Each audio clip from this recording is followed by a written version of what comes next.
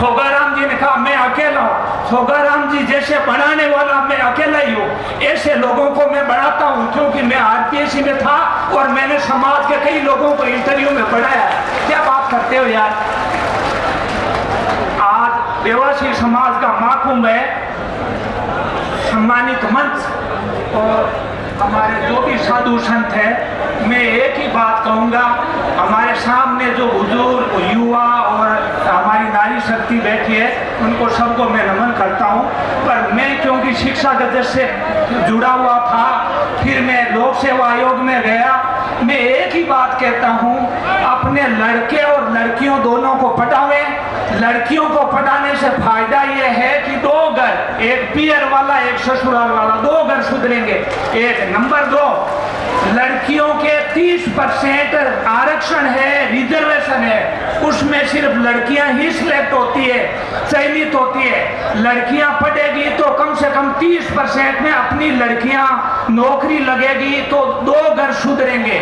तो एक तो यह है कि लड़के लड़कियों को पढ़ाने पर जोर दें। दूसरा, नशा प्रवृत्ति जो भी है वो बड़े बुजुर्ग जो कर रहे हैं वो कम कर दे और नई पीढ़ी को नशा प्रवृत्ति नहीं करने दे। एक मैं कई दिनों से देख रहा हूँ आपके YouTube और सोशल मीडिया, युवा लोगों को कह रहा हूँ सोशल मीडिया पर इतने मत बैठे रहो यार, दूसरा काम करो जो आपका पढ़ाई का काम है या जो अभी जो काम है वो करो।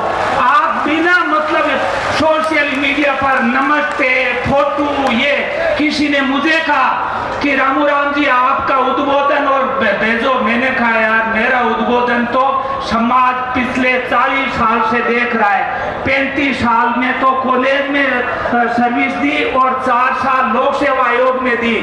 और मैं दूसरी बात कहूँ, लास्ट बात कह रहा हूँ, अपने राजनेता कम से कम अच्छे पढ़े लिखे होने चाहिए। ये नहीं कि राजनेता वहां चले जाते हैं उनको फाइल और नोट शीट पढ़ना नहीं आती है, कम से कम उनको इंग्लिश और हिंदी वर्जन दोनों आने चाहिए।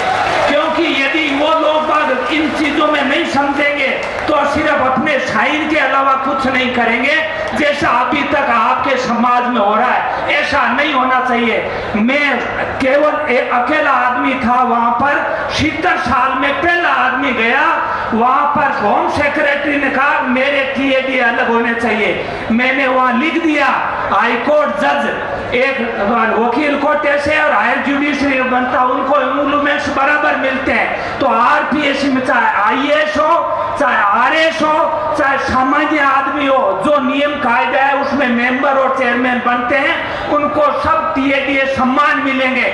आज तक उन होम सेक्रेटरी साहब को टीएडीए अलग नहीं मिला, मेरी नोट शीट चली गई वही रही। इसी तरीके से वेटरनरी ऑफिसर का रिक्रूटमेंट, वो डीओपी ने कहा कि यूनिवर्सिटी बीकानेर करवाएगी, मैंने लिख दिया स्टेट पीएससी का काम है रिक्रूटमेंट करना और स्टेट को अधिकारी देना, हाईकोर्ट को काम है जजमेंट देना, न्याय देना, और असेंबली और पार्लियामेंट का काम है कानून बनाना।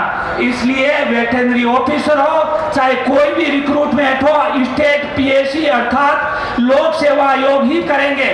तो हमने वो फाइल हमारे पास भेजी और रिक्रूटमेंट कर दिया। कहने का मतलब है थोड़े से जागरूक आपके राजनेता होने चाहिए, जो कलम से लिख दे तो खुले नहीं, ऐसे नेता होने चाहिए। बाकी नेता सिर्फ साइन करके और आपका सिर गिनाते हैं, जैसे आप आज हमारे समाज के रूप में सिर गिना रहे हो, वैसे असेंबली और पार्लियामेंट में सिर गिनाने नहीं चाहिए। ऐसा मैं इस मंच से सभी पार्टियों का और मीडिया को और आईबी को आह्वान करता हूं कि ये मैसेज भी पार्टियों को भेजे कि समाज से जो भी जनप्रतिनिधि जावे कम से कम योग्य जनप्रतिनिधि होने चाहिए। बाकी समाज को ज्यादा से ज्यादा पढ़ाई पर, शिक्षा पर ध्यान देना चाहिए। जय हिंद, जय भारत।